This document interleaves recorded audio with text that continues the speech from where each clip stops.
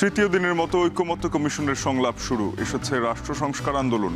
দুপুরে প্রস্তাব জমা দেবে বিএনপি ও এনসিপি। কাল থেকে ট্রেনে ঈদ যাত্রা শুরু। চাহিদার তুলনায় আসন কম থাকায় এবারেও টিকিটবিহীন যাত্রীদের ভিড় বাড়ার শঙ্কা। ঈদবাজারে ভারতকে পেছনে ফেলে চাহিদার শীর্ষে পাকিস্তানি থ্রি পিস। ভিসা জটিলতায় কমেছে ভারতীয় পোশাকের আমদানি। পাকিস্তানি ড্রামা বিশেষ করে মেয়েরা দেখে অফিস ওইগুলোতেই আর কি। এবার কালেকশনগুলো অনেক সুন্দর আসছে। পাকিস্তানি প্রোডাক্টটা একটু ইন্ডিয়ান থেকে আলাদা হচ্ছে।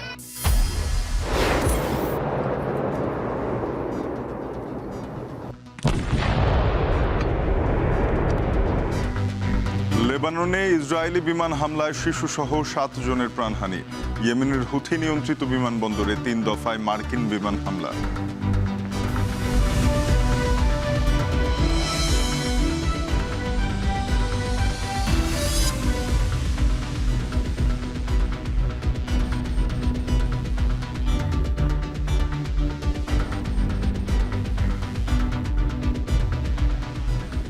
স্বাগত। এখন বাণিজ্যে আপনাদের সাথে পুরো আয়োজনে থাকবো আমি তানজিম শাফিন। তৃতীয় দিনের মতো জাতীয় ঐকমত্য কমিশনের সংলাপ শুরু হয়েছে। সকাল 9:30টার দিকে কমিশনে এসেছে রাষ্ট্র সংস্কার আন্দোলন। এছাড়া আজ ঐকমত্য কমিশনের প্রস্তাব জমা দেবে বিএনপি ও এনসিপি। দুপুরে 12:30টায় জাতীয় সংসদ ভবনের এলডি হলে জাতীয় ঐকমত্য কমিশনে বিএনপির সংস্কার প্রতিবেদন হস্তান্তর করবেন দলটির স্থায়ী কমিটির সদস্য সালাউদ্দিন আহমেদের নেতৃত্বে একটি প্রতিনিধি দল। গতকাল শনিবার গুলশানে বিএনপির চেয়ারপারসনের কার্যালয়ে সংবাদ সম্মেলনে বক্তব্যে এ তথ্য জানান দলের মহাসচিব মির্জা ফখরুল ইসলাম আলমগীর। এছাড়া দুপুর 2টায় জাতীয় নাগরিক পার্টি জাতীয় ঐকমত্য কমিশনের কাছে তাদের প্রাথমিক সংস্কার প্রস্তাবগুলো সুপারিশ করবে। এছাড়া এমপি প্রার্থীদের ন্যূনতম বয়স 23 এবং ভোটারদের ন্যূনতম বয়স 16 বছর করার সুপারিশ থাকবে বলে জানিয়েছে এনসিপি। কাল থেকে শুরু হচ্ছে ট্রেনের এই যাত্রা। এবার গুরুত্বপূর্ণ স্টেশনগুলোতে কাজ করবে আলাদা পর্যবেক্ষক টিম। মোতায়েন করা হয়েছে দ্বিগুণ নিরাপত্তা বাহিনী। আন্তনগর 43টি ট্রেনের পাশাপাশি চলবে 26টি মেল ট্রেনও। যাত্রার দিন মিলবে আন্তনগর ট্রেনের 25% স্ট্যান্ডিং টিকিট। তবে আন্তনগর ট্রেনে চাহিদার তুলনায় আসন সংখ্যা বরাবরই কম। সিফাত শাহরের প্রতিবেদন।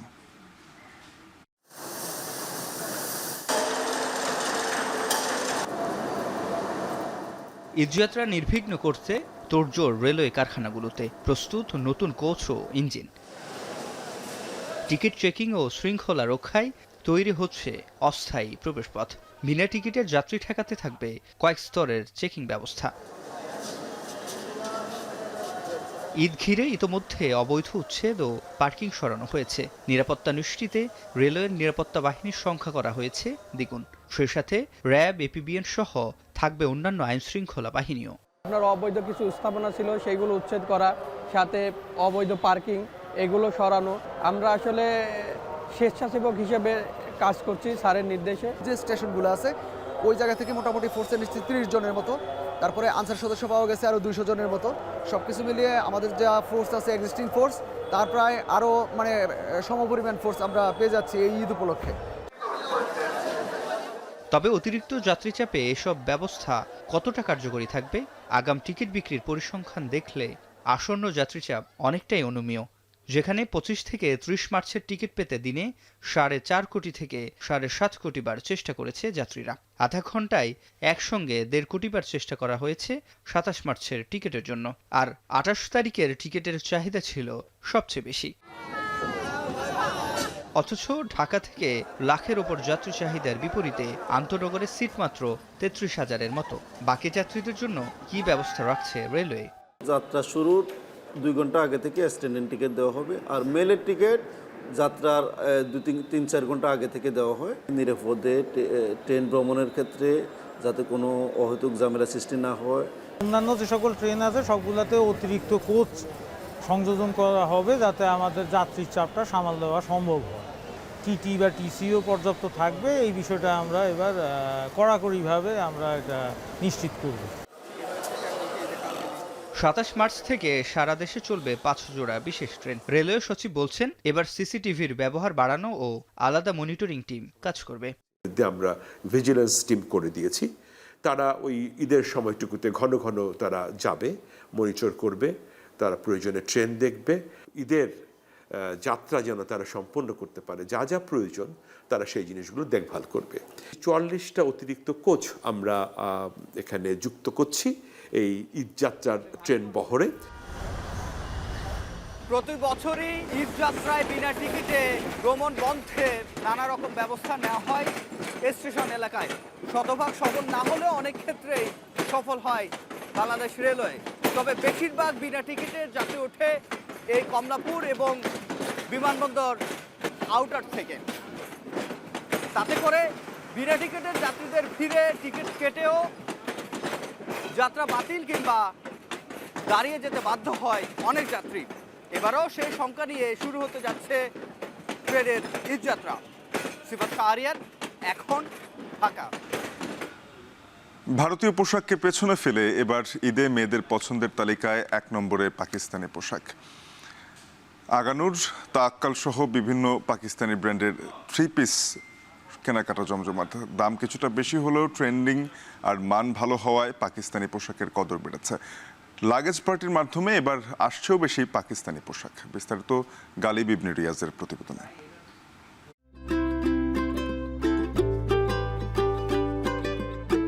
ঈদ মানেই যেন সাধ্যের মধ্যে নিজেকে সর্বোচ্চ সাজিয়ে তোলার চেষ্টা। এবার ঈদ ঘিরে মেয়েদের পছন্দের তালিকায় 1 নম্বরে জায়গা করে নিয়েছে পাকিস্তানি 3 পিস। সেলাই কিংবা সেলাই ছাড়া 2 ধরনের পোশাকেই আগ্রহের তালিকায় আগানুর, রাওয়াত, তাওয়াক্কাল সহ বিভিন্ন পাকিস্তানি ব্র্যান্ড। খুবই সুন্দর কালেকশন এবার বের করেছে। দ্যাটস আমি এখন পাকিস্তানিটা বেশিরভাগ চুজ করছি। বেশিরভাগ মেয়েরাই পাকিস্তানিটা চুজ করছে, কারণ তাদের কাছে এবার কালেকশনগুলো অনেক সুন্দর আসছে। এবার একটু বেশি বেশি মনে হচ্ছে, কারণ পাকিস্তানিরা সবসময় বের হয়, বাট এবছর মনে হচ্ছে বেশি একটু ট্রেন্ডিং। সবাই যেমন মাতামাতি করতেছে, কিনতেছে। পাকিস্তানি মানে একটু কমফোর্টেবল হয় পরার জন্য, সেজন্য পাকিস্তানিটাই প্রেফার করি। বরাবরই বাজারে ভারতীয় পোশাকের আধিপত্য থাকলেও এবার ভিসা জটিলতায় প্রতিবেশী দেশ থেকে পোশাকের আমদানি কমেছে। অন্যদিকে ব্যবসায়িক যোগাযোগ সহজ হওয়া আর পাকিস্তানি সিরিয়ালে আসক্ত হয়ে পড়ায় ট্রেন্ড দখল করেছে পাকিস্তানি পোশাক। আপডেটেড ভার্সনগুলো পাকিস্তানি বেশি পছন্দ হয় আর কি। ইন্ডিয়াগুলা তেমন দেখা হয় না, তেমন একটা পছন্দ হয় না। পাকিস্তানি ড্রামা বিশেষ করে মেয়েরা দেখে অফিস, ওইগুলোতেই আর কি, ওগুলাই আর কি ভালো লাগে। পাকিস্তানি ড্রামা দেখে আমাদের কাছে ভালো লাগছে যে এই ড্রেসটা খুব সুন্দর, আমরা এরকমভাবে নিব। আর ইন্ডিয়াকে এখন আমরা পিছে ফেলাই দিচ্ছি। পাকিস্তানি পোশাকটা মেয়েদের একটু ফেভারিট কালেকশন, এই জিনিসটা বেশি পরে, মানে এই জিনিসটা পুরা কমফোর্টেবল, এই জন্য পাকিস্তানি ড্রেসটা বেশি পরে। এখনকার জেনারেশন যারা আছে মেয়েরা আপনার পাকিস্তানি প্রোডাক্টে বেশি পছন্দ করতেছে, আর পাকিস্তানি প্রোডাক্টটা একটু ইন্ডিয়ান থেকে আলাদা হচ্ছে। যদিও এখনও সরাসরি দেশটি থেকে পোশাক আনতে পারছেন না ব্যবসায়ীরা, দুবাই হয়ে আনতে হয় পণ্য। তবে ভারত থেকে পণ্য আসা কমে যাওয়ার পরেও বাজারে এর তেমন কোনো প্রভাব পড়েনি। আমাদের ইন্ডিয়ান কালেকশন অনেক কম, কারণ আমরা যেতে পারি নাই, আমাদের ভিসা পাই নাই, বা দেখা যায় যে কোনো একটা পরিস্থিতির কারণে আমরা যেতে পারি না, বা আপনার ইন্ডিয়ান ড্রেস আসতেছেও কম। অন্য সময়ে পাকিস্তানি ড্রেসগুলো বাংলাদেশে ঠিকমতো আসতে পারতো না, এখন আপনার পাকিস্তানি ড্রেসগুলো বাংলাদেশে আসে। গত সরকার প্রথমে ক্ষমতায় আসে, তখন এই মার্কেট সহ আপনার অন্য দেশে পাকিস্তানি যেসব এই প্রোডাক্ট ছিল এরা রেডি দিতে চাইছিল এক হিসাবে, যে এগুলো বয়কট করতে হবে। ইন্ডিয়ান ভিসা বন্ধ বা ইন্ডিয়ান প্রোডাক্ট না আসার কারণে যে একটা প্রবলেম ক্রিয়েট হবে, এরকম কিছু কিন্তু নাই। গত বছর থেকে এই বছর দুদেশ থেকেই পোশাক আমদানি কম হয়েছে প্রায় 3,65,000। জাতীয় রাজস্ব বোর্ডের তথ্য মতে গত 3 মাসে ভারত থেকে আমদানি হয়েছে 13,29,000 পিস পোশাক, আর পাকিস্তান থেকে 9 লাখ পিস। তবে শুধু 3 পিসের ক্ষেত্রে গত 3 মাসে ভারতের চেয়ে 5.5 গুণ বেশি আমদানি হয়েছে পাকিস্তান থেকে। বিদেশি পোশাকের সাথে অনেকটা পাল্লা দিয়েই চাহিদা পূরণ করছে দেশীয় পোশাক। তবে প্রতিযোগিতা আর ট্রেন্ডিংয়ের এই বাজারে প্রথম হতে হলে দরকার ব্যবহারকারীদেরই রুচির পরিবর্তন। আমরা তো গ্লোবাল ট্রেন্ডের মধ্যে আছি, এবং এই ট্রেন্ডের কারণে আমরা যে কোনো সময় যে কোনো জায়গা থেকে পোশাক কেন যে কোনো জিনিসই হচ্ছে নিতে পারি, পড়তে পারি। সো আমাদের যে সোশ্যাল মিডিয়াগুলো আছে like Insta, TikTok, the Facebook, আমার মনে হয় এটা একটা বিগ কারণ মেয়েদেরকে ইনফ্লুয়েন্স করা। একটা রিজন হচ্ছে যে মেয়েরা সবসময় চায় যে আমাকে দেখতে সুন্দর লাগবে।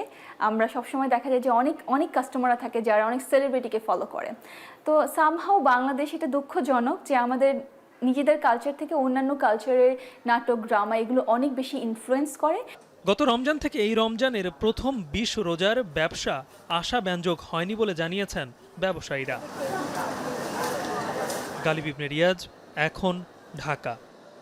সুন্দরবনের আগুন এখনও পুরোপুরি নেভেনি। শনিবার সকালে বাগেরহাটের পূর্ব বন বিভাগের চাঁদপাই রেঞ্জের কলমতেজি ফরেস্ট টহল ফাঁড়ির টেপার বিল এলাকায় আগুন লাগে। এখন পর্যন্ত বনের বিভিন্ন স্থানে বিক্ষিপ্তভাবে আগুন জ্বলছে। শনিবার বিকেল থেকেই আগুন নেভানোর প্রাথমিক কাজ শুরু করে বন বিভাগ।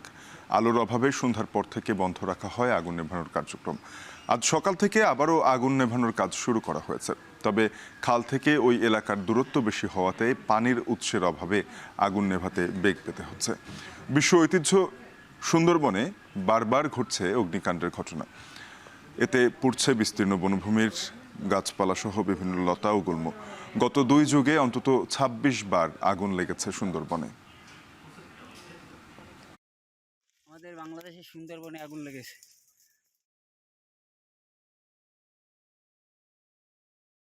এখনো বিক্ষিপ্তভাবে আগুন জ্বলছে সুন্দরবনের চাঁদপাই রেঞ্জের টেপাকুল এলাকায়। এই নিয়ে বিস্তারিত জানাতে সহকর্মী রামিম চৌধুরী যুক্ত হচ্ছেন। রামিম, আগুন নেভাতে ফায়ার সার্ভিসের কয়টি ইউনিট কাজ করছে? আগুন কতটা নিয়ন্ত্রণে এলো?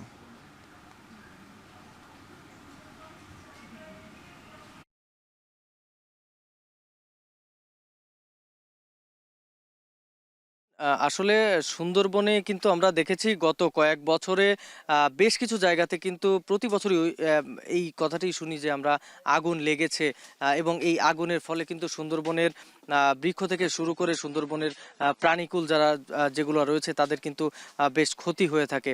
গতকালকেও কিন্তু সুন্দরবনের চাঁদপাই রেঞ্জের যে কলমবতী যে এলাকাটি রয়েছে সেই এলাকাতে কিন্তু আগুনের ঘটনা ঘটেছে, আগুন লাগার ঘটনা। এবং এখানে আমরা দেখেছি যে গতকাল সকাল 10টার পরে কিন্তু এখানকার স্থানীয় যারা রয়েছেন তারা কিন্তু এই আগুনের সূত্রপাত তারা দেখেন, এবং তারা কিন্তু প্রথমেই বন বিভাগের কর্মকর্তাদের অবহিত করেন যে বন থেকে ধোঁয়া বের হচ্ছে। তারপরেই কিন্তু আস্তে আস্তে বন বিভাগের কর্মকর্তারা আসেন, এবং গতকাল বিকাল 4টার পর থেকে কিন্তু এই মূলত আগুন নেভানোর যে কার্যক্রম সেটি কিন্তু শুরু করা হয়। তারপরে আস্তে আস্তে ফায়ার সার্ভিসের কর্মকর্তারা আসেন এবং এখানে এসে কিন্তু তারা আগুন নেভানোর কার্যক্রম শুরু করেন। তবে তাদের কিন্তু বেশ বেগ পেতে হয়, কারণ বিশেষ করে এখানের চারপাশে কিন্তু প্রায় 2 থেকে 3 কিলোমিটারের আগে কোনো খাল বা জলাশয় নেই, যার কারণে সংকট। সেই কারণে কিন্তু এখানে এই আগুন নেভানোর যে কার্যক্রম সেটি কিন্তু বেশ সমস্যায় পড়তে হয় এখানকার বন বিভাগ এবং যারা ফায়ার সার্ভিসের কর্মকর্তারা তারা তাদের। তো গতকাল বিকাল থেকে কিন্তু তারা চেষ্টা করেছিল এবং বনের বিভিন্ন জায়গা থেকে ঘুরিয়ে কিন্তু তারা প্রায় 3 কিলোমিটার দূর থেকে তারা পানির সংযোগ এনেছেন, এবং এনে কিন্তু তারা এই আগুন নেভানোর কার্যক্রম করছেন। আমরা কিছুক্ষণ আগে বন কর্মকর্তা এবং ফায়ার সার্ভিস কর্মকর্তাদের সাথে কথা বলেছি। তারা যেটি বলছেন যে 90 থেকে 95% কিন্তু আগুন এখন একেবারে নিয়ন্ত্রণে রয়েছে, এবং আজকে বিকালের মধ্যেই কিন্তু পুরো এলাকা জুড়ে যে আগুনের যে সমস্যা ছিল সেটি কিন্তু একেবারেই শেষ হয়ে যাবে বলে এখানকার বন কর্মকর্তারা আমাদেরকে জানিয়েছেন। এর পাশাপাশি আরেকটি তথ্য দিয়ে রাখি যে এখানে কিন্তু বন বিভাগের যারা কর্মকর্তারা রয়েছেন তারা কিন্তু আগুন লাগার পরপরই গতকাল রাতভর তারা এখানে ফায়ার লাইন তৈরি করেছিল প্রায় 1.5 কিলোমিটার এলাকা জুড়ে, এবং ফায়ার সার্ভিসের যারা কর্মকর্তারা রয়েছেন তারা কিন্তু সকালেই প্রায় 6টি ইউনিট ফায়ার সার্ভিসের বিভিন্ন জায়গায় তারা কিন্তু এখানে এসে তাদের কার্যক্রমগুলো চালিয়েছেন, এবং তারা এখনো পর্যন্ত কিন্তু কাজ করে।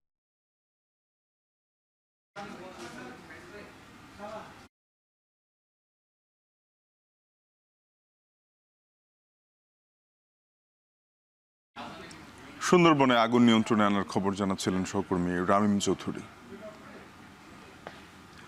মুকুলের ঘ্রাণে ছেয়ে গেছে রাজশাহীর আমের বাগানগুলো। সোনালী মুকুল এরই মধ্যে গুটিতে রূপ নিতে শুরু করায় স্বপ্ন দেখতে শুরু করেছেন বাগান মালিকরা। কিন্তু মৌসুমের শুরুতেই খরার কবলে পড়েছে আমের রাজধানী চাঁপাইনবাবগঞ্জ ও নওগাঁর বাগানিরা। তবে সকল বৈরিতা কাটিয়ে আমের উচ্চ ফলনের আশা কৃষিবিদ ও বাগানীদের। এই মৌসুমে রাজশাহীর 4 জেলায় অন্তত 6,000 কোটি টাকার আমের বেচা কেনার আশা। রায়হানুল ইসলামের ক্যামেরায় আরও জানাবেন রাকিবুল হাসান। চৈত্রের বাতাসে আমের বাগানে দোল খাচ্ছে সবুজের আলপনা, সাথে বাগান জুড়ে ঘ্রাণ ছড়াচ্ছে মধু ফলের অঙ্কুর। রাজশাহী অঞ্চল জুড়ে 87,507 হেক্টরে এমন সোনালী মুকুলে ঢাকা পড়েছে সবুজ বাগান। গেল পৌষ ও মাঘে আমের কুশিতে বাঁধ সাজেনি ঘন কুয়াশা। এখন এসব মুকুল থেকে গুটিতে রূপ নিচ্ছে রসালো ফল আম। ছোট বড় মাঝারি সব গাছেই ভালো গুটি আছে এবারকার বছরে। আর কয়েকদিন পর হলে গুটিটা একটু কারো সাইজ হবে দেখার মতন। মুকুলটা ঝরে যাবে খরানিতে, অতিরিক্ত খরানির জন্য। গাছের গোড়ায় পানি দিলে আপনি ধরেন মুকুলটা দাঁড়াবি ভালো, গুটিটা ভালো থাকবি। রাজশাহীর বাগানে ছোট বড় সব গাছেই মুকুলের দেখা মিলেছে বেশ। ল্যাংড়া ফজলি, আমরুপালি বা খিরসাপাত সব গাছেই মুকুল আসে 95%, যেখান থেকে গুটি বেঁধেছে অন্তত 90 ভাগ।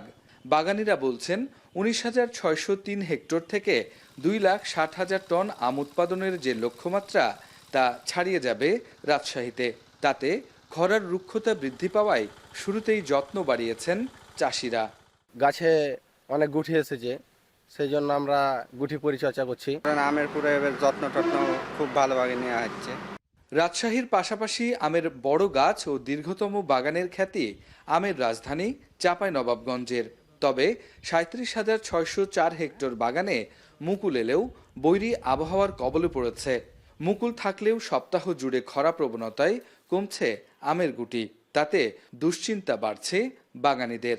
আমের মুকুলটা যেন ঝরে না পড়ে, যদি ঝরে পড়ে যায় তাহলে কিন্তু আমরা সারা বছর লোকসানের মধ্যে পড়ব। এখন মুকুল যদি না হয় তাহলে তো আমরা যে পরিচর্যার যে খরচ এবং লিজ মানি সেটা তো 60% চলে যায়, তাহলে আমরা বাঁচবো কি করে? নওগাঁয় পুরনো গাছের সাথে নতুন ও নাবিজাতের আমের চাষ হয়েছে 30,300 হেক্টর জুড়ে। আমের ছোট গাছে ভরপুর নিয়ামতপুর, সাপাহার এবং পত্নীতলা। এখানে সবচেয়ে বেশি চাষ হয়েছে আমরুপালি জাতের আম। প্রতি বছর মুকুলের সমারোহে ভালো ফলনের স্বপ্ন থাকলেও এবারে নেই, ঝরে পড়ছে বেশিরভাগ আমগুটি। আমার বাগানে মুকুল করছিল আগে সামনে দিলে, সেটা মুকুল ঝরে গেছে। আকাশের একবার বৃষ্টি হয়েছিল, বৃষ্টির কারণে ঝরে গেছে। তার মধ্যে রাতে কুয়াশা হচ্ছে, দিনে তাপমাত্রা বেশি, এই জন্যই পরিস্থিতি। তো মুকুলে দানা পরিমাণ খুবই কম। একটা মুকুলে ছড়াই হয়তো একটা দুটা, কিংবা কোনো ছড়াই হয়তো নাই। মুকুল ঝরে চলে যাচ্ছে, গুটি সে মতন গুটি নাই। এ অবস্থায় আমের যত্ন বাড়িয়েছেন চাষিরা। পাশাপাশি আমের গুণগত মান ঠিক রাখতে ও নিরাপদ আম উৎপাদনে তৎপর স্থানীয় ফল গবেষকরাও। ইমিডাক্লোপিড গ্রুপের যে কোনো কীটনাশক 0.5 মিলি হারে এবং ম্যানকোজেব গ্রুপের একটি ছত্রাকনাশক এই প্রতি লিটার পানিতে 2 গ্রাম হারে এখন যদি ভালোভাবে মিশিয়ে যদি এইটা স্প্রে করে দেওয়া হয় তাহলে কিন্তু এই আমগুলো ঠিকমতো থাকবে। গাছের গোড়ায় আর্দ্রতা ধরে রাখার জন্য সেচ এবং সেচ সম্ভব না হলে পানি ছিটিয়ে স্প্রে করার জন্য পরামর্শ দিচ্ছি এবং সেই সাথে যেগুলোতে মুসুর দানা এবং মটর দানা পর্যায়ে রয়েছে সেখানে একটি কীটনাশক এবং একটি রোগনাশক প্রয়োগের আমরা পরামর্শ দিচ্ছি। এখন পর্যন্ত যে আমাদের অনুকূল আবহাওয়া বিরাজমান রয়েছে এবং যে চমৎকার ফুড সেটিং রয়েছে, এতে করে এবছর আম থেকে আমরা একটা বাম্পার ফলন পাবো। রাজশাহী, চাঁপাই ও নওগাঁ এলাকায় হয় আমের মূল উৎপাদন। তবে সার কীটনাশকের খরচ বাড়ায় আমের খুচরা দামে প্রভাব পড়ার শঙ্কা। 87,507 হেক্টরে এবারে আমের উৎপাদন লক্ষ্য 11,46,000 টন, যার বাজার মূল্য 4 থেকে 6,000 কোটি টাকা। আম উৎপাদনে রাজশাহীর এই বাগানগুলোই এ অঞ্চলের আদি প্রান্তর, যেখানে ছোট বড় গাছে এসেছে থোকায় থোকায় মুকুল, যা কিনা এখন রূপান্তর হচ্ছে গুটি আমে। আর এই গুটি আমের বৃদ্ধি আসলে এখন সুঘ্রাণ ছড়াচ্ছে পুরো বাগান জুড়ে, যা কিনা আসন্ন মধু মাসকে স্মরণ করিয়ে দিচ্ছে কৃষককে, যেখানে কৃষকের ফলাফল হবে পরিপুষ্ট। তাতেই এখনই বেশ আনন্দিত কৃষক। রাকিবুল হাসান, এখন, রাজশাহী। এখন বাণিজ্য একটা বিরতির পর ফিরবো, আবারও সাথেই থাকুন।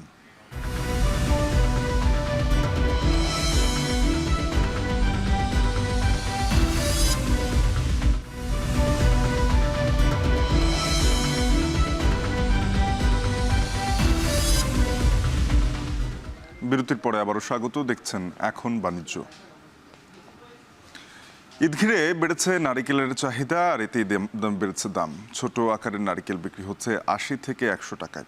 এ নিয়ে আরও জানাতে চট্টগ্রামের খাতুনগঞ্জ থেকে যুক্ত হয়েছেন সহকর্মী শোয়েব রহমান। শোয়েব, জানাবেন ঈদ ঘিরে বাজারে কি পরিমাণ নারিকেলের সরবরাহ বেড়েছে, দাম নিয়ে ক্রেতা বিক্রেতারা কি বলছেন? শাফিন, নারিকেল অনেকটা শৌখিন পণ্যের মতোই এবং উৎসবে এই পণ্যটির চাহিদা বাড়ে। বিশেষ করে মিষ্টি জাতীয় কিংবা সেমাই জাতীয় পণ্যে নারিকেল ব্যবহার হয়ে থাকে এবং যেহেতু ঈদে এই ধরনের খাবারের চাহিদা বা খাবারের আয়োজন বেশি হয়ে থাকে, এই কারণে কিন্তু প্রতি বছরই ঈদে আমরা দেখি যে নারিকেলের চাহিদা কিন্তু বাড়ে এবং এবছরও সেই চাহিদাকে কেন্দ্র করে খাতুনগঞ্জের প্রতিটি নারিকেলের আড়তেই কিন্তু পর্যাপ্ত পরিমাণে নারিকেলের মজুত করা হয়েছে। এবং দামের বিষয় যেটি বলছিলেন যে গেল বছরের তুলনায় কিন্তু এবছর দাম কিছুটা বেড়েছে এবং ছোট আকারে যে নারিকেলগুলো রয়েছে সেগুলো মূলত আমদানি করা নারিকেলগুলো মূলত আসে ভারত থেকে, ভারতের তামিলনাড়ু থেকে সেই নারিকেলগুলো আসে এবং সেগুলো বিক্রি হয় পাইকারিতে ৭০ থেকে ৮০ টাকা এবং খুচরায় সেগুলো কিন্তু ৯০ থেকে ১০০ টাকায় বিক্রি হয়। এবং অন্যদিকে যে নারিকেলগুলো এখন দেখতে পাচ্ছেন সেগুলো মূলত দেশি নারিকেল, অর্থাৎ বাংলাদেশে উৎপাদিত নারিকেল, যেগুলো মূলত নোয়াখালী থেকে এই খাতুনগঞ্জে আসে। সেই নারিকেলগুলো আকারেও কিন্তু বেশ বড় এবং এগুলোর চাহিদা কিন্তু অনেকটাই বেশি এবং এই নারিকেলগুলো বিক্রি হচ্ছে পাইকারিতে ১১০ থেকে ১২০ টাকা এবং খুচরায় কিন্তু সেটি ১৩০ থেকে ৩৫ টাকা দরে বিক্রি হচ্ছে। এবং ব্যবসায়ীরা যেটি বলছেন যে নারিকেলের উৎপাদন, অর্থাৎ দেশি নারিকেল সেটির উৎপাদন অনেকটাই কমে গিয়েছে। আগে যেভাবে উৎপাদন হতো বা আগে যেভাবে দেশি নারিকেল পাওয়া যেত সেভাবে এখন পাওয়া যায় না, কিন্তু চাহিদা কিন্তু বেড়েছে দেশি নারকেল, সেই কারণেই মূলত দাম বেড়েছে। অন্যদিকে আমদানিকৃত যেই নারিকেলগুলো রয়েছে সেগুলোর আকারে কিছুটা ছোট হওয়ার কারণে সেগুলোর কিন্তু চাহিদা কম, কিন্তু আবার যেহেতু গেল কয়েক বছর ধরে ডলারের দাম বেড়েছে, যেই কারণে আমদানিকৃত নারিকেলও কিন্তু আকারে ছোট হলেও খুব একটা সস্তায় যে মিলছে তাও কিন্তু না। এবং ব্যবসায়ীরা বলছেন যে করোনার সময়টাতে মূলত মানুষের ডাব খাওয়ার প্রতি এক ধরনের ঝোঁক তৈরি হয় এবং এরপর থেকেই সেই ডাব মূলত মানুষ ডাব খাচ্ছেন বেশি এবং ডাবগুলো আসলে নারিকেলের রূপান্তর হচ্ছে না এবং সেই কারণেও কিন্তু নারিকেলের উৎপাদনে কিছুটা ভাটা পড়েছে। এবং একই সাথে দেশি যেই নারিকেলের গাছগুলো রয়েছে সেগুলোতেও কিন্তু নানান কারণে, জলবায়ু পরিবর্তন সহ নানান কারণে আসলে উৎপাদন অনেকটা কমে গিয়েছে এবং সব কিছু মিলিয়ে নারিকেলের চাহিদা বাড়লেও কিন্তু যোগান কিছুটা কম এবং সব মিলিয়ে দামও কিন্তু এবার কিছুটা বাড়তি। শাফিন, সহকর্মী শোয়েব রহমান যুক্ত হয়েছিলেন চট্টগ্রামের খাতুনগঞ্জ থেকে, জানাচ্ছিলেন নারকেলের সরবরাহ দরদাম নিয়ে। ময়মনসিংহে সপ্তাহের ব্যবধানে কিছুটা স্বস্তি রয়েছে নিত্যপণ্যের বাজারে। এ নিয়ে আরও জানাতে নগরীর মেছুয়া বাজার থেকে যুক্ত হয়েছেন সহকর্মী ইমতিয়াজ আহমেদ। ইমতিয়াজ, জানাবেন বাজারে নিত্যপণ্যের সরবরাহ কেমন দেখছেন?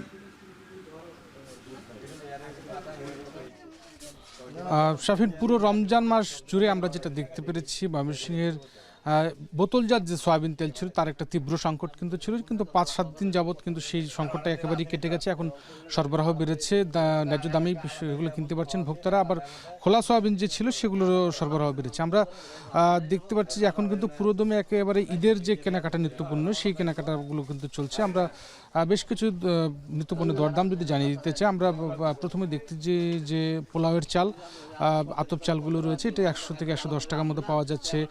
মসুর ডাল যেটা মোটা সেটা ১১০ টাকা এবং চিকন মসুর ডাল পাওয়া যাচ্ছে ১৩০ টাকা। এবং সেই সাথে যে অন্যান্য যে পণ্যগুলো রয়েছে, বিশেষ করে গুঁড়ো দুধের দাম কিন্তু ১০ থেকে ১৫ টাকা করে কিন্তু একটু বেড়েছে, কিন্তু অন্যান্য যে নিত্য পণ্যগুলো রয়েছে সেগুলো কিন্তু গত সপ্তাহের মতো অপরিবর্তিত রয়েছে। বিক্রেতারা বলছিলেন যে সেমাইয়ের দাম গত বছরের তুলনায় ৫-৬০ টাকা করে বিভিন্ন আকার প্রকার মান কোম্পানি ভেদে কিন্তু বেড়েছে।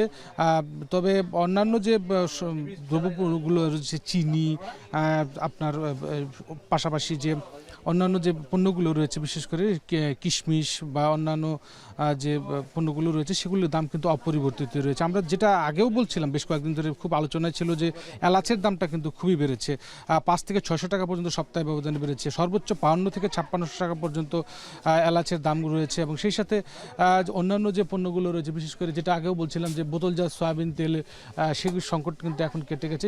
দোকানগুলোতে পাওয়া যাচ্ছে বিভিন্ন কোম্পানি ব্র্যান্ডের যে সয়াবিন তেলগুলো রয়েছে সেগুলো তারা তারা সরবরাহ রয়েছে এবং সেই সাথে বিভিন্ন যে কসমেটিক্স, সাবান, প্রসাধনী থেকে শুরু করে যে অন্যান্য যে পণ্যগুলো রয়েছে সেগুলো কিন্তু সরবরাহ আমরা দেখতে পাচ্ছি। এবং যেহেতু সকালের দিকে ক্রেতার সংখ্যা একটু কম, যত বেলা গড়াবে ক্রেতার সংখ্যাও কিন্তু তত বাড়বে।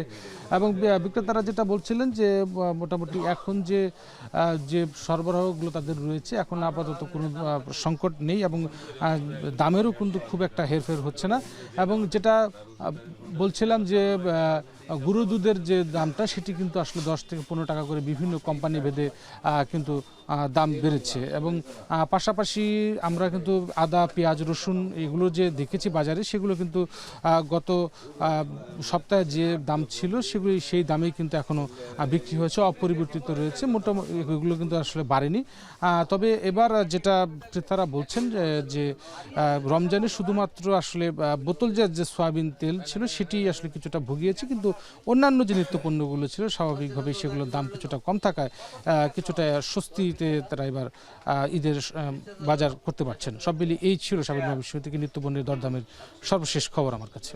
সেরকম ইমতিয়াজ আহমেদ যুক্ত হয়েছিলেন ময়মনসিংহ থেকে। বিশ্বের সবচেয়ে মজবুত আরএফএল ল্যাডার, যা 6061 গ্রেড অ্যালুমিনিয়ামে তৈরি। শক্তিশালী এমএস ক্রসবার নিশ্চিত করে সর্বোচ্চ নিরাপত্তা। RFL ladder. দাম ভালো পাওয়ায় দিন দিন আলু চাষে ঝুঁকছেন শেরপুরের কৃষকরা। এবছর শৈত্যপ্রবাহ ও বৈরী আবহাওয়ার প্রভাব না থাকায় আলুর বাম্পার ফলন হয়েছে। লক্ষ্যমাত্রা ছাড়িয়ে বেশি উৎপাদন হয়েছে 1890 টন আলু। জাহিদুল খান সৌরভের প্রতিবেদনে বিস্তারিত। শেরপুরে এই বছর আলু চাষে খরচ বাড়লেও বাম্পার ফলনে খুশি কৃষকরা। জমি চাষ, বীজ কেনা, শ্রমিক খরচ সহ নানা কারণে বিঘা প্রতি খরচ হয়েছে 25 থেকে 30 হাজার টাকা। তবে কৃষকরা বলছেন দাম ভালো পেলে বিঘা প্রতি 10 থেকে 15 হাজার টাকা লাভ করা সম্ভব। বড় জাতের আলু চাষে চাহিদা বেশি থাকায় কৃষকরা ডায়মন্ড, কারেজ, এডিসন আলু বেশি চাষ করেছেন। এসব আলু সুপার শপ ও রেস্টুরেন্টে চিপস ও ফ্রেঞ্চ ফ্রাই তৈরিতে ব্যবহৃত হয়। আলু বীজ বপনের 80 থেকে 90 দিনের মধ্যেই তা বিক্রি উপযোগী হয়। একই জমিতে আলু চাষের পর পাট, ভুট্টা ও সবজি চাষ করে বাড়তি আয় করতে পারেন কৃষকরা। 6 বিঘা জমি আমি আলু করছি, মনে করুন 3 লাখ টাকার মতন খরচ হয়েছে। আমি প্রত্যেক বছর আলু করি। বিভিন্ন ধরনের কুবৃষ্টি করব, তরকারি করব, এই গুণে নিয়ে মানে অল্প দিনেই ফসলটা করে আসে পড়ে। এবার 3টা জাত লাগাইছি, বিআরডিসি থেকে সহযোগিতা মোটামুটি ভালো পাইছি। বাজারটা ভালো হয়, গত বছর মতো ভালো হয়, তাহলে আল্লাহর রহমতে এই আবার আমি লাভবান হতে পারবো ইনশাআল্লাহ। এদিকে আলু গাছ কাটা ও বাছাইয়ে কর্মসংস্থান হয়েছে হাজারো নারী পুরুষের। তবে এবছর রাসায়নিক সার ও কীটনাশকের দাম বেড়েছে। তারপরও ফলন ভালো হওয়ায় লাভের আশা করছেন কৃষকেরা। 300 টাকার কাম করি, এই টাকা দিয়ে আঙ্গরে সংসার চলে। আমরা সকালে 8টার সময় আসি, আর সারাদিন কাজ করি, নিজের ভবিষ্যৎ করুন, 2-1 টাকা পয়সা দিয়ে একটা গরু ছাগল করুন, এই জন্য আমরা এই আলুর কাজও আইছি। এবছর শেরপুরে বীজ আলু উৎপাদন লক্ষ্যমাত্রা ছাড়িয়েছে। তাই ভবিষ্যতে কৃষকদের সব ধরনের পরামর্শ সহ তাদের পাশে থাকার কথা জানান এই কর্মকর্তা। চুক্তিবদ্ধ কৃষকদেরকে আমরা উপযুক্ত বীজ, সার এবং বালাইনাশক দেওয়াতে এবছর কোনো রোগবালাইয়ের উপস্থিতি ছিল না, যার কারণে আমাদের উৎপাদন আরও 500 মেট্রিক টন বেশি হওয়ার সম্ভাবনা রয়েছে। আমাদের লক্ষ্যমাত্রার চেয়ে প্রায় 1890 মেট্রিক টন বেশি আলু উৎপাদিত হয়েছে। বেশি আলু উৎপাদিত হয় বাজার মূল্য কিছুটা কমে গেছে। আমরা বিভিন্ন কোর্সকে আমরা সরকার কর্তৃক নির্ধারিত মূল্যে আলু সংরক্ষণ করার জন্য কৃষি বিভাগ এবং জেলা প্রশাসন তাদের সাথে আমরা যোগাযোগ করতেছি, যেন কৃষক তার ন্যায্য মূল্য পরবর্তী পর্যায়ে আলু বিক্রি করে ন্যায্য মূল্য পায়। এই বিষয়ে আমরা কাজ করতেছি। চলতি বছর শেরপুরে 5212 হেক্টর জমিতে আলু চাষের লক্ষ্যমাত্রা নির্ধারণ করেছিল জেলা কৃষি বিভাগ, যেখানে লক্ষ্যমাত্রা ছাড়িয়ে 5317 হেক্টর জমিতে আলুর চাষ হয়েছিল। জেলা কৃষি বিভাগ বলছে এসব স্থান থেকে 95,706 মেট্রিক টন আলু পাওয়া যাবে, যার বাজার মূল্য প্রায় 162 কোটি টাকা। জাহিদুল খান সৌরভ, এখন শেরপুর। তৃতীয় দিনের মতো জাতীয় ঐক্যমত্য কমিশনের সংলাপ চলছে। সকাল 9:30টায় কমিশনে আসে রাষ্ট্র সংস্কার আন্দোলন। ঐক্যমত্য কমিশনে আজ প্রস্তাব জমা দেবে বিএনপি ও এনসিপিও। এই মুহূর্তে সেখানে রয়েছেন সহকর্মী আরিফ হোসেন, যুক্ত হব তার সাথে। আরিফ, ঐক্যমত্য কমিশনে এসে কি প্রস্তাব দিল রাষ্ট্র সংস্কার আন্দোলন, জানতে পেরেছেন কিনা জানাবেন। এখন পর্যন্ত সাফিন 9:30টার দিকে ঐক্যমত্য কমিশনের যে বৈঠকটি শুরু হওয়ার কথা ছিল রাষ্ট্র সংস্কার আন্দোলনের সাথে, সেটি কিন্তু চলছে। ইতিমধ্যে আমরা যে বিষয়টি জানতে পেরেছি যে 166টি যে সুপারিশ করেছিল তার প্রেক্ষিতেই তারা কিন্তু জবাব দিয়েছে। এর মধ্যে যেমন রয়েছে সংবিধান, নির্বাচন ব্যবস্থা, দুর্নীতি দমন কমিশন, বিচার ব্যবস্থা, সবকিছু মিলিয়ে তাদের যে প্রস্তাবনাগুলো ছিল সেগুলো কিন্তু জমা দেওয়া হয়েছে এবং তার প্রেক্ষিতেই আলোচনা হচ্ছে যে কোন দিকগুলো তারা তুলে ধরবেন। আপনি নিশ্চয়ই জানেন যে 5 আগস্ট আওয়ামী লীগ সরকার অর্থাৎ শেখ হাসিনা পালিয়ে যাওয়ার পরেই 8 আগস্ট ডক্টর মোহাম্মদ ইউনূস সরকার ক্ষমতায় আসার পর কমিশনের এছাড়া সংস্কার কমিশনের যেই সব কমিশন গঠন করা হয়েছিল তারই প্রস্তাবের ভিত্তিতে এই যে ঐক্যমত্য কমিশন তাদের সিদ্ধান্ত নেবেন। তারা 38টি রাজনৈতিক দলকে ইতিমধ্যেই চিঠি পাঠিয়েছেন, তার মধ্যে বেশ কয়েকটি রাজনৈতিক দল ইতিমধ্যে উত্তর দিয়েছেন। আজকে সবচেয়ে বড় যে এবং আলোচনার যে দুটি রাজনৈতিক দল রয়েছে বিএনপি এবং এনসিপি, এই দুটি দলও কিন্তু আজকে দুপুর 12টায় এবং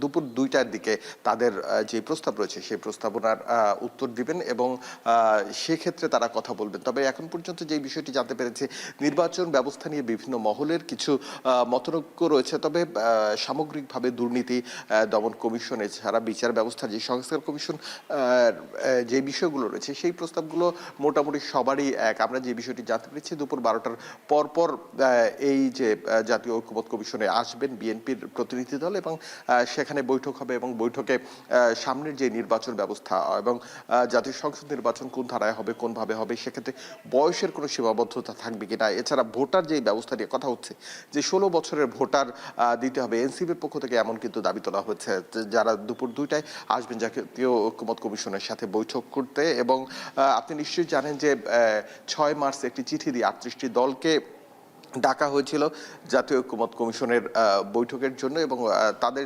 প্রস্তাবনা দেওয়ার জন্য যে সংস্কার, রাষ্ট্র সংস্কারের জন্য। কারণ বিগত সময় যে দুর্নীতি এবং রাষ্ট্রের যেই নির্বাচন ব্যবস্থা থেকে শুরু করে যেগুলো অর্গানগুলো দুর্বল হয়ে গিয়েছিল সেগুলো শক্ত করার জন্য জাতীয় ঐক্যমত্য কমিশন কাজ করছেন এবং সেক্ষেত্রে রাজনৈতিক দলগুলোর ভাবনা, মতামত, চিন্তা এবং দেশকে সামনের দিকে এগিয়ে নিয়ে যাওয়ার জন্য তাদের কি ধরনের পদক্ষেপ নেওয়া দরকার সেই সব কিছু বিষয় নিয়ে তারা আলোচনা করবেন। এবং ঐক্যমত্য কমিশনের সাথে আজকের এই বৈঠক বিএনপি এবং এনসিপির যে বৈঠক দুটি সেটি খুবই গুরুত্ব বহন করে এবং সামনে নির্বাচনে এটি তাৎপর্য রাখবে এটা বলছেন। তবে এখন পর্যন্ত কি ধরনের প্রস্তাব আসছে সে বিষয়গুলো সুনির্দিষ্ট করে বলা যাচ্ছে না, তবে 31 দফা বিএনপির যেটি ছিল তার উপর ভিত্তি করেই প্রস্তাবনাগুলো দেওয়া হবে।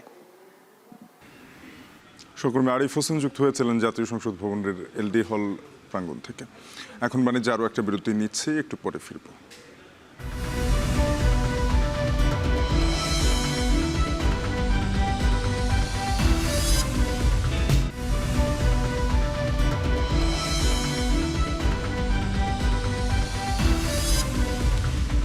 ফিরলাম বিরতির পর, দেখছেন এখন বাণিজ্য। বান্দরবানে পাহাড় ও বন উজাড় করে অবৈধভাবে গড়ে উঠেছে অন্তত 30টি ইটভাটা। এতে নষ্ট হচ্ছে পাহাড়ের প্রাণ প্রকৃতি ও জীববৈচিত্র্য। অবৈধ ভাটা বন্ধে আদালতের নির্দেশনা থাকলেও নীতির তোয়াক্কা না করেই কার্যক্রম চালিয়ে যাচ্ছে ভাটার মালিক ও প্রভাবশালীরা। রিজভির হাতের প্রতিবেদন। কুণ্ডলি পাকিয়ে বের হচ্ছে বিষাক্ত কালো ধোঁয়া, সঙ্গে সূক্ষ্ম কণার ছাই। এভাবেই পার্বত্য জেলা বান্দরবানের লামা, আলীকদম, রুমা, থানচি ও নাইক্ষংছড়িতে বিশেষ কায়দায় পাহাড় কেটে আর বনের কাঠ পুড়িয়ে অবৈধভাবে চলছে অন্তত 30টি ইটভাটা। কৃষিজমি, জনবসতি, প্রাকৃতিক ও সামাজিক বন আর শিক্ষা প্রতিষ্ঠান ঘেঁষে গড়ে উঠেছে এসব ইটভাটা, যার ধোঁয়ায় নষ্ট হচ্ছে পাহাড়ের প্রাণ প্রকৃতি, ফসল ও জীববৈচিত্র্য, বাড়ছে স্বাস্থ্য ঝুঁকি। এখানে পাহাড় থেকে ছোট ছোট গাছগুলা কেটে নিয়ে ইটভাটা করছে। মাটি এগুলা ধরেন পাহাড় থেকে এগুলা আগে কাটছিল, কাটে এখন করছে আর কি করে এখন মেল চালাইতেছে। আইন ও নিয়ম নীতির তোয়াক্কা না করে প্রভাবশালীদের ছত্রছায়ায় চলছে এসব ইটভাটা, যেখানে জ্বালানি হিসেবে ব্যবহার করা হচ্ছে পাহাড়ি বনভূমির কাঠ। পাহাড়ের মাটি ভালো, তাই মাটি এগুলো ঠিক আছে, এগুলো ইট ভালো হয়। লাকড়ি দিয়ে ইট পুরানোর কারণে ইটগুলো খুব ভালো উন্নত মানের হয়। ভারত মেডগুলা কাটি শত শত মেডগুলা টাকা করে আনি, এরা ধরুন ইট বানাইতে আসছে গাছ জ্বালায়। তবে অবৈধ এসব ইটভাটায় নিয়মিত অভিযান চালানো হচ্ছে বলে জানায় পরিবেশ অধিদপ্তর।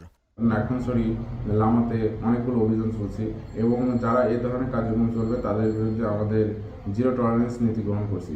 সরকারের নির্দেশনা মোতাবেক আমরা তার বিরুদ্ধে নিয়মিত অভিযান পরিচালিত হবে এবং সম্পূর্ণরূপে বন্ধ করে দেওয়া হবে।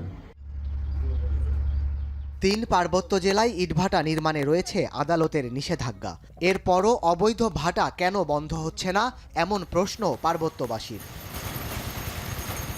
এখন বান্দরবান। আরএফএল গিজারে আছে ওয়ার্ল্ড ফ্লো টেকনোলজি, যা পানি গরম করে 20% কম বিদ্যুৎ খরচে, আর একবার অন করলেই পানি গরম থাকে 24 ঘন্টা। আরএফএল গিজার, উষ্ণ পানির পরশ। এবারে দেশের বাইরের খবর। অস্ত্রবিরতির শর্ত ভেঙে এবার লেবাননের দক্ষিণাঞ্চলে হিজবুল্লাহর ঘাঁটিও লক্ষ্য করে বিমান হামলা চালিয়েছে ইসরায়েল।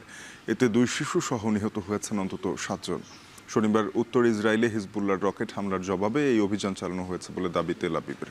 এদিকে গাজায় ইসরায়েলি বাহিনীর নৃশংসতায় গেল শনিবার প্রাণ গেছে আরও 32 জনের। এছাড়া খান ইউনিসে চালানো অভিযানে হামাসের রাজনৈতিক শাখার এক গুরুত্বপূর্ণ নেতা নিহত হয়েছেন বলে জানাচ্ছে আল জাজিরা। সতীর্থ কর্মকারের প্রতিবেদন। 1 সপ্তাহের ব্যবধানে 2 বার অস্ত্রবিরতির শর্ত ভাঙলেন ইসরায়েলি প্রধানমন্ত্রী বেনিয়ামিন নেতানিয়াহুর নির্দেশে ফিলিস্তিনের গাজার পর এবার লেবাননেও হামলা চালালো ইসরায়েল। এর আগে লেবানন থেকে ছোড়া 3টি রকেট প্রতিহত করে ইসরায়েলের আকাশ প্রতিরক্ষা ব্যবস্থা। লেবাননের সশস্ত্র সংগঠন এর দায় স্বীকার না করলেও তেল আবিবের দাবি, ওই হামলার জবাব দিতেই শনিবার হিজবুল্লাহর কমান্ড সেন্টার, অস্ত্র ভান্ডার, সামরিক স্থাপনা ও রকেট লঞ্চার লক্ষ্য করে কয়েক দফায় সফল বিমান হামলা চালিয়েছে নেতানিয়াহু বাহিনী। গেল নভেম্বর মাসে অস্ত্রবিরতির চুক্তিতে সম্মত হয় ইসরায়েল ও লেবাননের সশস্ত্র সংগঠন হিজবুল্লাহ। একে অপরের বিরুদ্ধে বারবার শর্তভঙ্গের অভিযোগ আনলেও আল জাজিরার তথ্য বলছে, অস্ত্রবিরতি কার্যকরের পর লেবাননের মাটিতে এটাই ইসরায়েলের প্রথম বিমান হামলা। এই হামলার প্রতিক্রিয়ায় লেবানিজ প্রধানমন্ত্রী বলছেন, মধ্যপ্রাচ্যে নতুন যুদ্ধ শুরুর খেলায় মেতেছে ইসরায়েল। এদিকে শনিবার রাতে দক্ষিণ গাজার খান ইউনিসে বিমান হামলায় হামাসের রাজনৈতিক শাখার গুরুত্বপূর্ণ নেতা সালাহ আল বারদাউইল নিহত হয়েছে বলে দাবি করছে ইসরায়েলি প্রতিরক্ষা বিভাগ। এছাড়া গেল 2 দিনে গাজায় ইসরায়েলি বর্বরতায় 5 শিশুসহ প্রাণ গেছে অন্তত 130 ফিলিস্তিনির। এখনও সামরিক অভিযানের মাধ্যমে হামাসের ওপর চাপ প্রয়োগ করে বাকি জিম্মিদের ছাড়িয়ে আনার প্রতিশ্রুতি দিচ্ছে Tel Aviv. We'll do whatever it takes to get our civilians back home, to get back all the hostages home safely and securely. We'll do whatever it takes to achieve all our war objectives. And we actually embraced Mr. Witkoff's proposal. We accepted Mr. Witkoff's proposal, and the Hamas refused. কিন্তু Netanyahu প্রশাসনের ওপর কোনোভাবেই আস্থা রাখতে পারছে না ইসরায়েলের সাধারণ জনগণ। গোয়েন্দা সংস্থা শিন বেতের প্রধানকে অপসারণ ও জিম্মিদের ফিরিয়ে আনতে ব্যর্থতার পরিচয় দেয় শনিবার রাতেও বিক্ষোভ অনুষ্ঠিত হয়েছে তেল আবিবে। আমজনতার কাতারে এসে নেতানিয়াহুর বিরুদ্ধে সোচ্চার দেশটির বিরোধী দলগুলো। הממשלה הזו עושה הכל כדי שתתחיל פה מלחמת אחים. נתניהו דוחף לזה בגלוי. The most dangerous enemy of Israel, it's not the Hamas, because we have very strong army where we can win the Hamas. The most dangerous enemy of Israel is Benjamin Netanyahu. নিজ দেশে দুর্নীতির অভিযোগের পাশাপাশি জনগণের আস্থা হারাচ্ছেন Netanyahu. বিশ্লেষকরা বলছেন, ক্ষমতায় টিকে থাকতে যুদ্ধ চালিয়ে যাওয়ার বিকল্প নেই ইসরায়েলি প্রধানমন্ত্রীর। কিন্তু হামাস, হিজবুল্লাহ ও ইয়েমেনের হুথি, ইরানের এই 3 অক্ষশক্তির সাথে একযোগে লড়াই চালিয়ে গেলে নেতানিয়াহু আদৌ শেষ রক্ষা করতে পারবেন কিনা সে প্রশ্ন থেকেই যাচ্ছে। সতীর্থ কর্মকার, এখন বিশ্ব। এখন বাণিজ্যে আরও একটা বিরতি নিয়ে ফিরবো, সাথে থাকুন।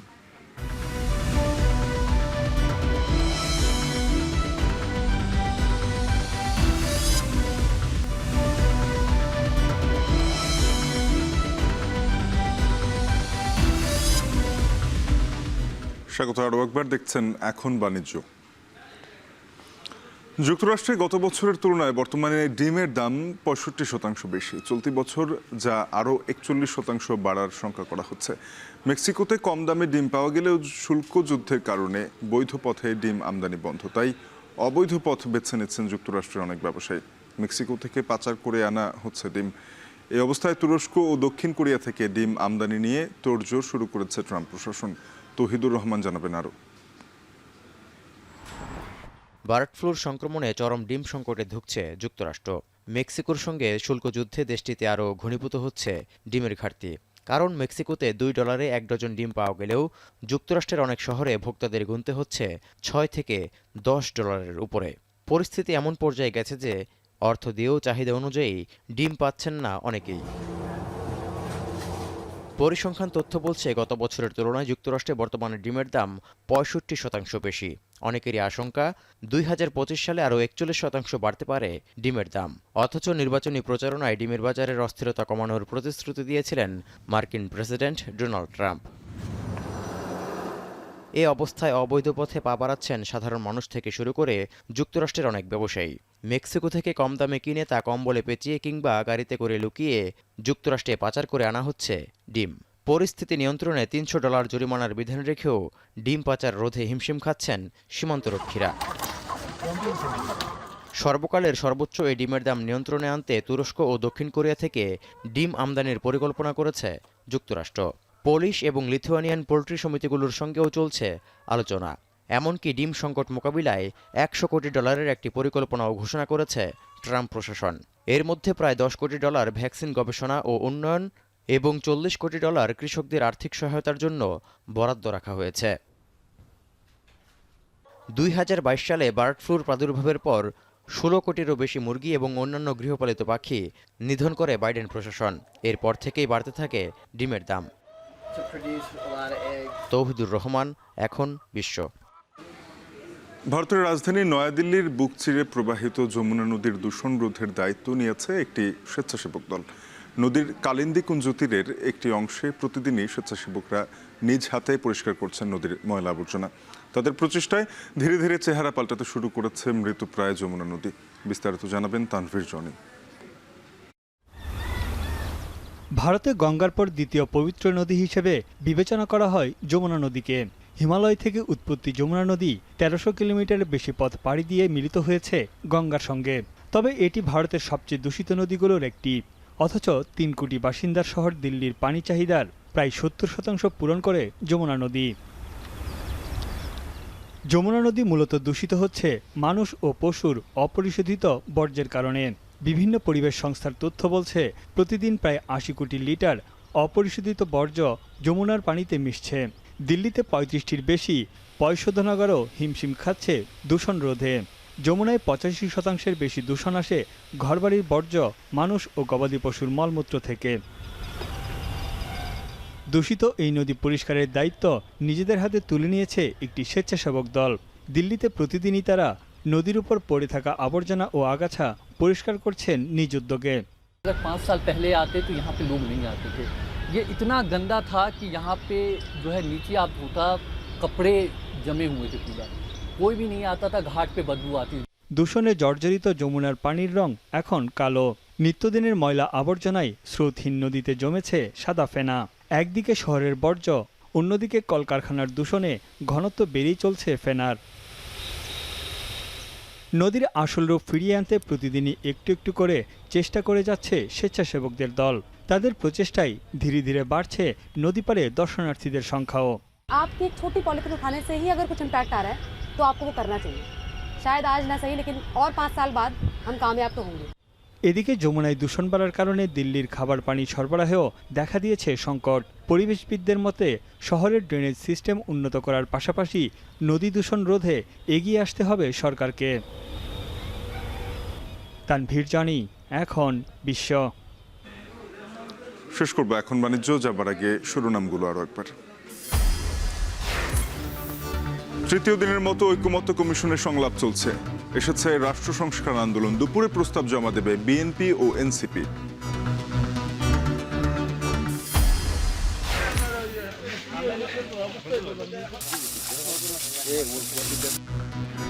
সুন্দরবনে এখনো বিক্ষিপ্তভাবে আগুন জ্বলছে। ছড়িয়ে পড়া ঠেকাতে ফায়ার লাইন, 95% আগুন নিয়ন্ত্রণের দাবি বন বিভাগের। কাল থেকে ট্রেনে ঈদযাত্রা শুরু। চাহিদার তুলনায় আসন কম থাকায় এবারও টিকিটবিহীন যাত্রীদের ভিড় বাড়ার শঙ্কা।